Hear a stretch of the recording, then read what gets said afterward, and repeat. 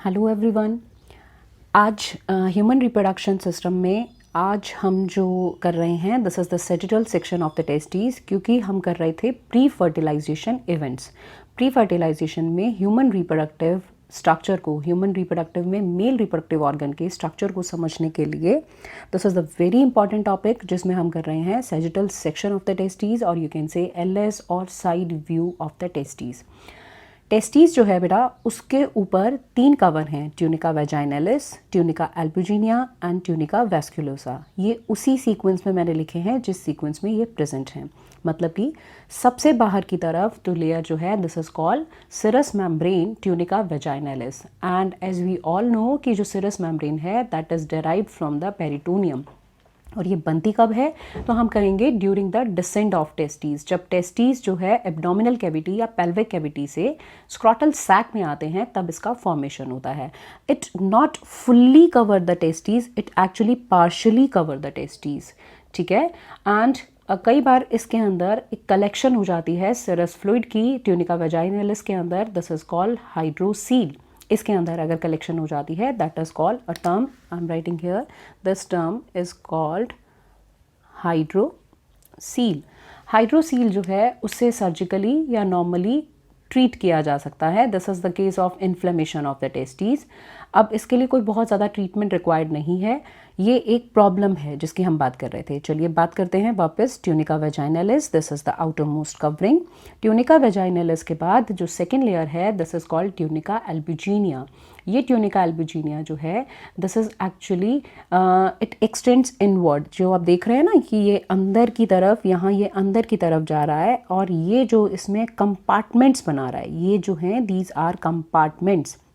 और जो ये कंपार्टमेंट्स हैं, इन कंपार्टमेंट्स को हम कहते हैं 200, ये 200 to 300 नंबर में होते हैं, इन्हें हम कहते हैं टेस्टिकुलर लॉब्यूल। और ट्यूनिका एल्बुजिनिया के लिए याद रखेंगे actually it is made up of dense irregular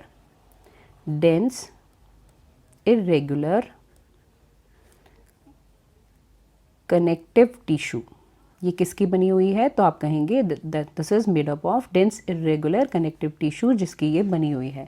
और ट्यूनिका वेजाइनलिस जैसे मैंने आपको कहा this is actually serous membrane derived from peritoneum. अब जो ये 200 से 300 आपको टेस्टिकुलर लॉब्यूल्स दिखाई दे रहे हैं, इनके जस्ट ऊपर वास्कुलर लेयर है, this is called tunica vasculosa.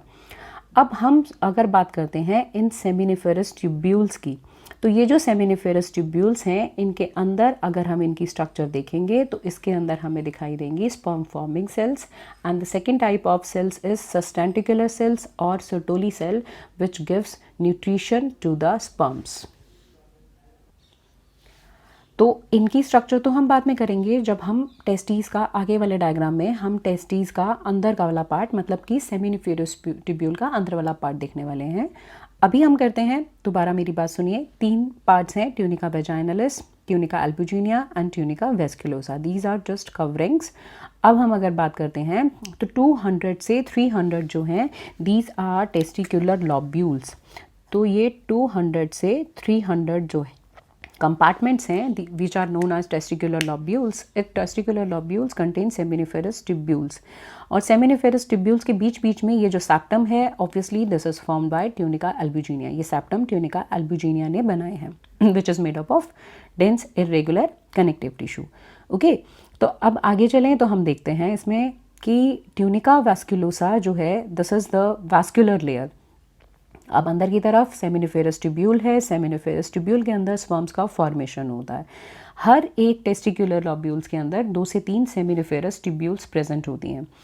Seminiferous tubule जो हैं वो इन देखिए छोटी छोटी सी डक्ट्स में ओपन हो रहा है। ये जो छोटी छोटी डक्ट्स हैं बेटा, इनका नाम है, इन्हें हम कहते हैं ट्यूबुली रेक्टाई, या ट्यूबुली रेक्टाई के साथ आप एक नाम यहाँ पर और लिख सकते हैं, इसे हम कह सकते हैं स्ट्रेट ट्यूब्यूल्स। ठीक है, this is called straight tubules. और ये जो स्ट्रेट ट्यूब्यूल्स है, मतलब कि आप ये कह सकते हैं कि ये जो स्ट्रेट ट्यूब्यूल्स है ये सेमिनिफेरस ट्यूब्यूल को इस नेटवर्क के साथ जोड़ रही हैं। This network is known as rete testes. ठीक है। This network is called rete testes. अब आप देख रहे हैं, ध्यान दीजिए, यहाँ पर सेमिनिफेरस ट्यूब्यूल से स्ट्रेट ट्यूब्यूल्स निकली और यहाँ पर सारी सेमिनिफेरस ट्यूब्यूल से जो स्ट्रेट ट्यूब्यूल्स मिल रही हैं, तो ये वो नेटवर्क है।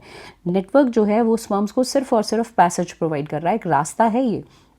और इससे जो ये रेटी टेस्टीज है, इससे स्पर्म्स आगे चले जाएंगे इन ट्यूब्स में वासा एफ्रेंशिया। वासा एफ्रेंशिया को एक दूसरा नाम आप दे सकते हैं, these are also known as efferent ducts. Vasa efferentia का जो दूसरा नाम है, दिस इज इफ्रेंट डक्ट्स, ठीक है।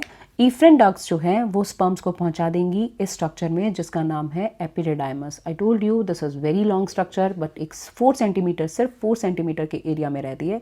और ये जो 4 सेंटीमीटर का जो एरिया है, that is actually the 6 metre coil tube, और इसे हम डक्टस एपिडिडाइमस भी कहते हैं। वासा एफ्रेंशिया से पहले, वासा एफ्रेंशिया से पहले ये जो स्ट्रक्चर है कॉइल्ड, जो कि मैंने कहा 4 सेंटीमीटर के एरिया में रहती है, the structure is called epididymis. इस एपिडिडाइमस में ऊपर वाला पार्ट जो है ये कहलाता है caput epididymis, the middle part is called corpus epididymis, and the last tail part of epididymis that is called cauda epididymis. और ये कॉडा एपिडिडाइमस के थ्रू एपिडिडाइमस जो है वो ओपन हो जाएगा वास डिफरेंस में। वास डिफरेंस, या जिसे हम डक्टस डिफरेंस भी कहते हैं, जिनके बारे में हम ऑलरेडी डिस्कस कर चुके हैं कि ये स्यूडो स्ट्रेटिफाइड कॉलमर एपिथेलियम से लाइन होते हैं। इनके फंक्शंस भी हम ऑलरेडी डिस्कस कर चुके हैं।